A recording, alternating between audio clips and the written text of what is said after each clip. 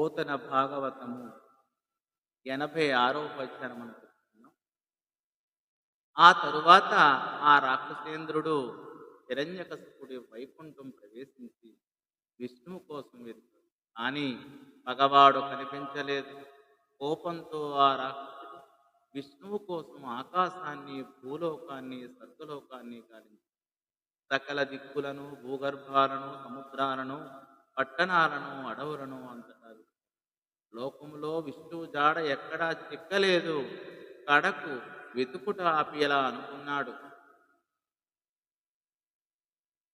పగవాడు మడియనోపును తెగడేనియు నిదురు పడడే దేహధరులకు తెగిన ఎడ పగర మీదను బగకొనదగదను చునుడికి ప్రాభవ శక్తి. నా శత్రువు మరణించి ఉండ